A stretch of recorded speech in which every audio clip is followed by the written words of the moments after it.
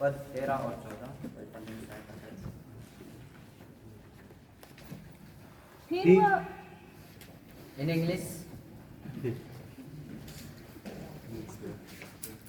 And he went up on the mountain and called to him those who he desired. And they came to him, and he appointed 12, whom he also named apostles, so that they might be with him, and he might send them out to preach. फिर वो पहाड़ पर चढ़ गया और जिन्हें वह चाहता था उन्हें अपने पास बुलाया कि वे उसके पास आए। तब उसने 12 पुरुषों को नियुक्त किया और वे उसके साथ रहे और वे उन्हें भेजे कि प्रचार करें। Good morning, brothers and sisters. Good morning. प्रिय भाइयों और बहनों, आप सभी को सुप्रभात। Today we are gathered here, people from different courses, diploma, BTH, MDiv. और जैसे कि हम यहाँ पर उपस्थित हुए हैं, अलग अलग पाठ्यक्रम के विद्यार्थी हैं, डिप्लोमा, BTech या MDiv के। But as servants, we are being prepared for the God's word. लेकिन आज हम ऐसे सेवक के रूप में यहाँ उपस्थित हुए हैं जो कि परमेश्वर की सेवा के लिए तैयार किए जा रहे हैं। Every day in the Bible college, we study many things. और हर एक रोज हम बाइबल कॉलेज में अलग अलग बातों को सीखते हैं। We learn the Bible, theology, homiletics, and many other subjects. और जैसे कि हम बाइबल के बारे में, धर्मशास्त्र के बारे में, बाइबल प्रचार शास्त्र के बारे में और भी जो कलीसिया का इतिहास है, और एक अलग अलग चीज़ों के बारे में हम सीखते हैं। And we prepare the assignments, presentations, and sermons. और जो हमारा प्रायोगिक कार्य है, प्रस्तुतिकरण है, और इन सभी के बारे में भी हम लोग सीखते हैं। But this morning, I want to ask myself and all of you one simple question. लेकिन आज की सुबह में अपने आप से और आप सभी से एक आसान सा प्रश्न पूछना चाहता हूँ। Are we only preparing for ministry, or are we allowing God to prepare us for ministry? क्या हम उस परमेश्वर की सेवा के लिए तैयारी कर रहे हैं या फिर हमें उस परमेश्वर की सेवा के लिए तैयार करने दे रहे हैं? Yeah, knowledge is important, education is important, ज्ञान महत्वपूर्ण है और शिक्षा भी महत्वपूर्ण है, and degrees is also important. और जो आपका जो डिग्री है, पदवी है, वो भी एक महत्वपूर्ण है। But before Jesus sent his disciple, he first called them to be with him. लेकिन यीशु मसीह अपने चेलों को भेजने से पहले वे अपने पास बुलाता है। Mark 3 verse 14 says, he called and appointed 12. Marcus 3:14 कहता है कि वे उन्हें बुलाया और उन्हें नियुक्त किया that they might be with him and that he might send them out to preach. ताकि वे उसके साथ रहे और उसके बाद वे उन्हें प्रचार के लिए भेजे। From this verse, I want to share two simple points. So इस पद के अनुसार मैं आप सभी के समक्ष दो बिंदु को रखना चाहता हूँ। First, पहला बिंदु, before Jesus sends us, he wants us to be with him. और यीशु मसीह हमें भेजने से पहले वो चाहता है कि हम उसके साथ रहें या उसके साथ समय व्यतीत करें। Before Jesus sends us, he wants us to be with him. यीशु मसीह चाहता है कि हमें भेजने से पहले हम उसके साथ समय व्यतीत करें या उसके साथ रहें। If you see this verse, यदि आप इस पद को देखते हैं, Jesus did not first say, go and preach. यीशु मसीह पहले यह नहीं कहता है कि जाओ और प्रचार करो। First, he called the disciples to be with him. लेकिन वह पहले अपने चेलों को बुलाता है ताकि वे उसके साथ रहे। This is very important as we all are the Bible student. और ये बहुत ही महत्वपूर्ण है, जैसे कि हम धर्म विज्ञान के या धर्मशास्त्र के विद्यार्थी हैं। Sometimes we can become busy with the assignments and knowing about God and forget to spend time with God. और कभी-कभी हम ऐसे अपने कार्यों में जैसे असाइनमेंट और हमारे जो धर्मशास्त्र के बारे में हम पढ़ रहे हैं उसमें हम व्यस्त हो जाते हैं, तो उसी दौरान हम कभी-कभी परमेश्वर को समय देना भूल जाते हैं। Yeah, we may know the Bible verses, but but not pray deeply. हो सकता है कि हम बहुत सारी बाइबल के आयतों को जानते होंगे, लेकिन क्या हम परमेश्वर के साथ गहराई से प्रार्थना करते हैं?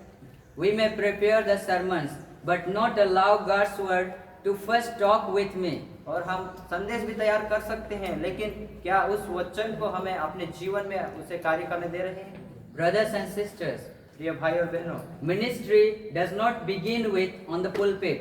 जो सेवकाई है वो केवल मंच से ही नहीं शुरू होता है, Ministry begins in our relationship with Jesus Christ. लेकिन जो सेवकाई है वह यीशु मसीह के साथ संबंध बनाने से शुरू होता है। Before God uses our mouth and hand, He wants our hearts and life. और यीशु मसीह हमारे मुंह को और हाथों को इस्तेमाल करने से पहले वह हमारे जीवन और हमारे मन को चाहता है।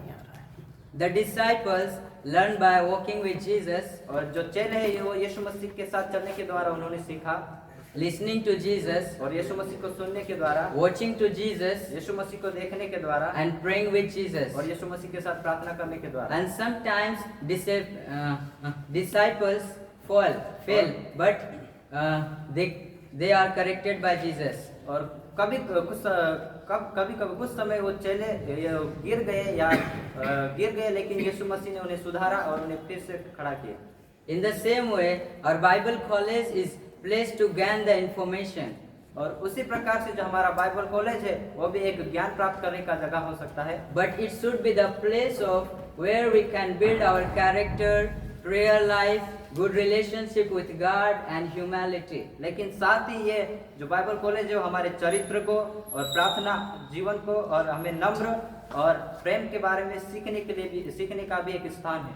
So the question for us, तो आइए ये क्वेश्चन हमारे लिए है, am I only studying theology or am I walking with the God of theology? क्या मैं केवल धर्मशास्त्र का अध्ययन कर रहा हूँ या क्या मैं उस परमेश्वर के धर्मशास्त्र के साथ चल रहा हूँ? And second, और दूसरा बिंदु है, those who are with Jesus are sent to serve others. और जो कोई यीशु मसीह के साथ थे उन्हें दूसरों की सेवा के लिए भेजे जाते हैं। Those who are with Jesus are sent to serve others. जो यीशु के साथ रहते हैं वे दूसरों की सेवा के लिए भेजे जाते हैं। Mark 3 verse 14c, और मार्कुस 3 का 14 पद देखे, that he might send them out to preach. और उन्होंने उन्हें प्रचार के लिए भेजा। Jesus calls us to himself, और यीशु उन्हें अपने पास बुलाता है, but he does not call us to remain only for ourselves. लेकिन वो हमें अपने तक सीमित रहने के लिए नहीं, He prepares us and then send us to serve. वो हमें तैयार करता है फिर हमें भेजता है। One day we may become pastor, teachers, and serve God in different ways. और जैसे कि हम एक दिन हो सकता है पास्टर या सुसमाचार प्रचारक, इस प्रकार से अलग अलग कोई सेवक के रूप में हम तैयार हो। But ministry did not begin with the receiving degree. लेकिन जो सेवकाई है वो केवल डिग्री प्राप्त करने से ही नहीं शुरू होता है। Our ministry begins now. हमारा जो सेवकाई है अभी से चालू हो रहा है। How do we treat our fellow students? और हमारे सहपाठी विद्यार्थियों के साथ हम कैसा व्यवहार करते हैं? How do we speak to our brothers and sisters? क्या हम हमारे भाई और बहनों से किस प्रकार से बातें करते हैं? Do you encourage someone who is discouraged? क्या आप जो कोई निराश है उसे आशा देते हैं या उसे प्रोत्साहन करते हैं? Do you forgive someone who hurts you?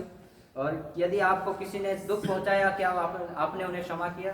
These are the parts of the ministry. और ये सभी जो एक सेवकाई के भाग हैं। Sometimes we may think, after finishing my studies, I will start serving God. और कुछ समय हम सोचते हैं कि जो हमारा कोर्स है हम उसे पूरा करने के बाद हम परमेश्वर की सेवा को चालू करेंगे। Jesus does not want only educated servant. और यीशु मसीह केवल एक शिक्षित सेवक को नहीं चाहता, He wants faithful, humble and obedient servant. लेकिन वह एक विश्वास योग्य, ईमानदार और नम्र सेवक को चाहता है। We may have different course and different level of education. हाँ, हो सकता है हमारे पास अलग अलग पाठ्यक्रम है या अलग अलग स्तर का जो पाठ्यक्रम है, But before God, we all are servants and disciples of Jesus Christ. लेकिन यीशु मसीह के सामने हम सभी उसके सेवक हैं। A diploma student, डिप्लोमा के a विद्यार्थी, BTH student, हो सकता है बीटीएच के विद्यार्थी हो, and MDF students. और हो सकता है एमडीयू के विद्यार्थी हो। They may have different academic level, और उनके पास जो एकेडमिक स्तर है वो अलग अलग है, but no degree is greater than having the servant of a heart. लेकिन जो डिग्री है वो एक दास के नम्र हृदय के सामने ना के बराबर है, कुछ नहीं है। Dear brothers and sisters, Dear brothers and sisters, let's remember this. और प्रिय भाई और बहनों, आज ये इस बात को स्मरण रखें। From Mark 3 verse 14. मार्कुस 3 अध्याय 3 और उसका 14 पद।